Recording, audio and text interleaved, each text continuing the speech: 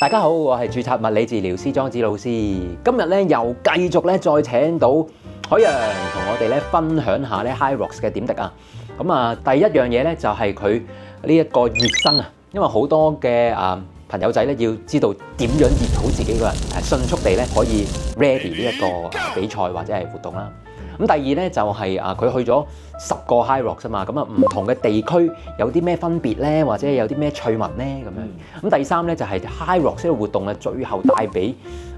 大家作為一個業餘運動員嚟講咧，有啲乜嘢，無論係心態啊，或者係體驗啊，帶咗啲咩俾大家咧？咁大家留意呢一集啦。喺開始影片之前咧，歡迎大家 like、subscribe 同埋 share 我嘅頻道，一齊為世界創造無痛苦條件。好，咁海洋，聽聞咧你有一啲好獨門嘅秘方咧，係幫大家咧熱身㗎喎。喂，唔係好獨門，獨門顛覆咗大家思想喎。唔係，應該咁講啦，我哋成日話熱身啊嘛，但點解有時一出去？即係我自己講我自己啦，我唔可以代表其他人啦。可能以前以為熱咗身我明明開頭喐下啦，點解一出去我咁辛苦嘅？無論我跑步或者我踩單車，哇！點解個承受唔到嗰種嚇？但有時你會發覺，當你做一個運動比賽或者你跑步咁，你跑到中間，咦？點解你個人越跑越好或者越順咧？咁其實咧，喺我 concept 嚟講咧，熱身咧，其實首先係熱咗個心先。因為有時我哋出去比賽，我哋都會預早多啲時間喐下啲關節啊，各方面啊。但關節雖然可能你個肌肉激活咗，但其實你個心咧未激活嘅。咁你個心嗰個唔係話佢嗰個叫做最高心率啊，或者你個平均心率啊，唔係去到最高嘅時候，咁可能你個身體可能係熱啫。但當你一做一啲帶氧嘅運動好強烈嘅時候，你個心其實未去到嗰個位嘅時候，你就會比較辛苦啲。但如果我哋熱身嘅時候，將嗰個心率已經去到運動嗰個 ready 嘅狀態。咁你一開波嘅時候，你正路就唔會咁辛苦啦。正等於以前我哋單車比賽，其實我哋開頭會做幾組高強度嘅轉速嘅熱身，令到個心咧適應咗一個高強度嘅心率先。咁然後當佢一到比賽個 moment 嘅時候，嗰個心其實已經係 ready 啊。就算你唔好話100% ready 都好，起碼你 ready 咗7-8成，俾佢一個話俾個心知，我做嘢喎，我會嚟緊一個好高強度嘅活動嘅喎，咁俾佢知道咗先，就唔係話單純我哋淨係喐下手啊，喐下腳啊，咁所以可能有時會慢跑啦，或者會做啲 cardio 嘅嘢啦，可能做1-2組，做幾組係快嘅，令個心泵翻上啲血去個心多少少先咁樣咯。非常同意啊！咁喺運動醫學嘅warm up 即係熱身嘅定義咧，其實就係要令到咧自己個核心溫度咧上升1個攝氏嘅溫度，係啊，咁所以要上升1個攝氏溫度咧，一定咧就係要個心泵快啲，泵多啲血，因為心都係肌肉嚟噶嘛。咁等佢可以運行到全身，俾晒啲養分啊、energy 啊、啲線粒體啊 ready 去做嘢，俾啲 power 俾個身體去。咁所以係非常同意，係熱身其實係熱心。咁跟住我哋又可以講下喎，係你玩咗10場啦，咁喺唔同嘅北京啊、台北啊咁樣，其實係會唔會話去唔同地方會有啲唔同嘅體驗，或者係有啲乜嘢特別難忘嘅嘢咧？或者咁講啦，點解我會中意出去玩下啦？其實我哋以前踩單車比賽咧，可能一玩咧，可能玩幾日，但嗰幾站咧係每日都要比賽嘅，可能每日係6點至到12點或者1點，咁你嗰日咧，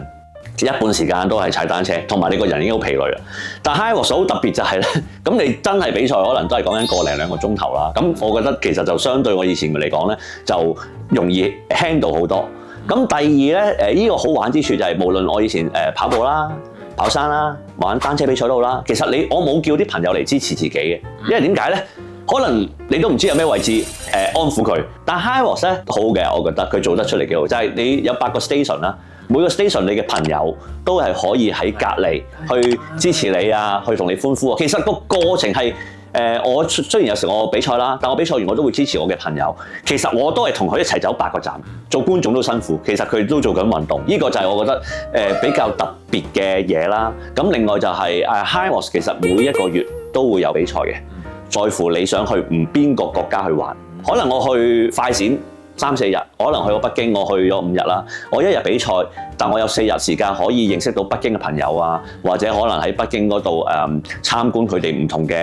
嘢啊。even 我去台北，咁可能你會識到啲台北嘅朋友啊，一齊玩呢個 HYROX 啊。咁即係話你上次去北京咁樣，咁你玩完嗰日比賽啦，咁跟住咧亦都係識咗啲新朋友啦。咁跟住又可以同下佢哋去係玩下，或者係去下觀光啊，或者係點？即係可能你喺even可能喺長城識到啲朋友，雖然佢係來自香港啦，但大家睇到知大家玩 HYROX 嘅，咁其實喺個過程係好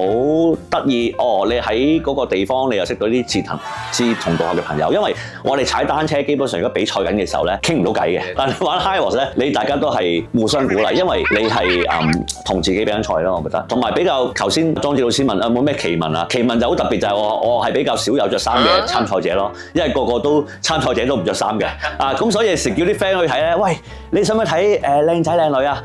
？100蚊都唔使，成個場咧幾千人俾你睇，連最近一個姓關嘅明星去到，即係話好抵睇啊！100蚊已經睇佢除衫啦，係咪先？係嘛，即係我覺得anyway 一個健康嘅角度，其實一班參加即係現實版，你真係可以過成咗一個體能之巔，睇到唔同一啲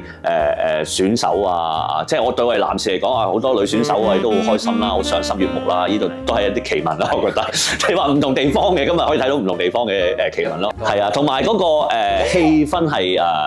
我去咗幾個地方啦，我覺得每一次都好好嘅，係啦，同埋比較特別就有時玩接力區啦、接力賽啦，咁呢度都可以同大家分享啦。接力賽咧我哋有8個 station 啦，但好多人都會覺得接力賽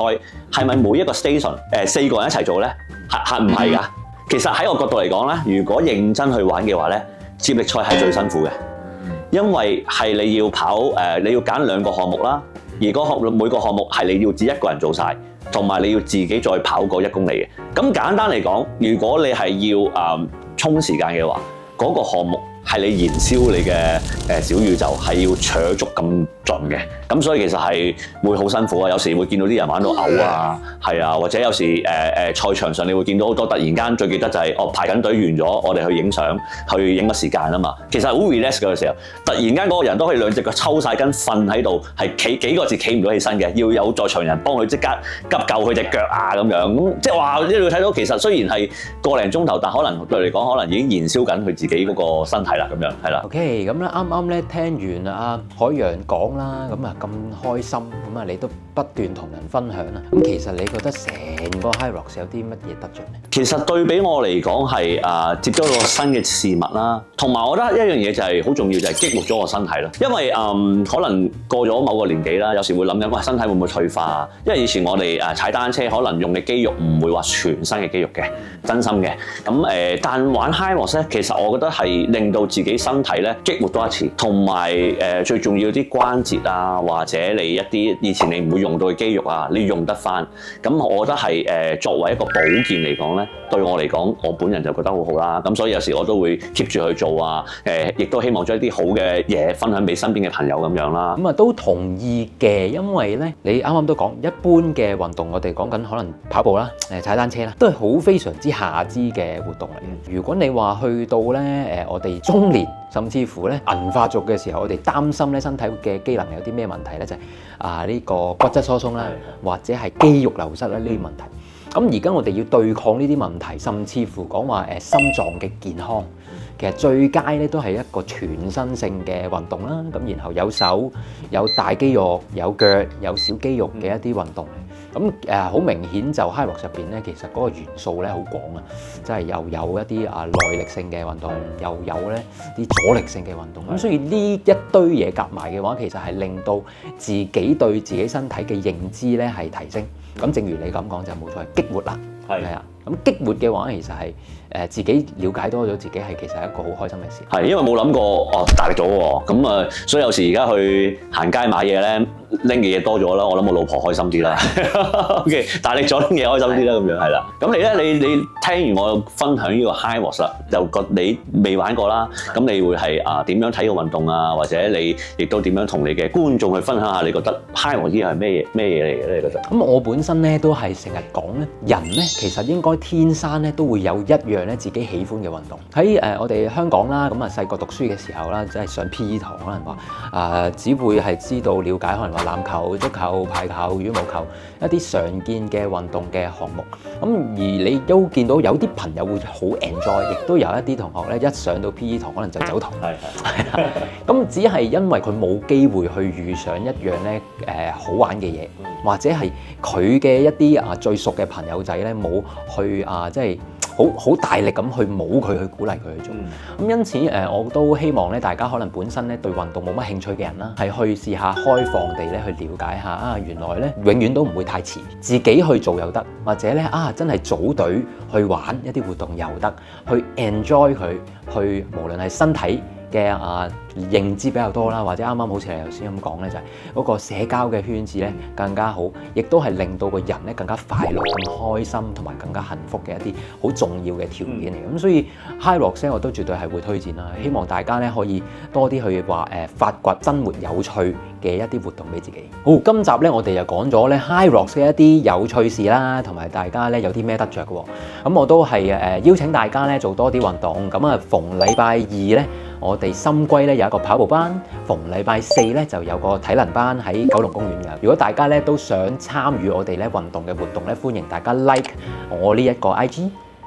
咁得到咧更加多運動嘅資訊。下一集咧我哋仲係呢一個 HYROX 特輯入邊咧就係最後一篇啦，就係呢個傷患篇同埋預防傷患篇嘅。咁大家如果有興趣知咧，記住留意我哋下一集啦，下集見。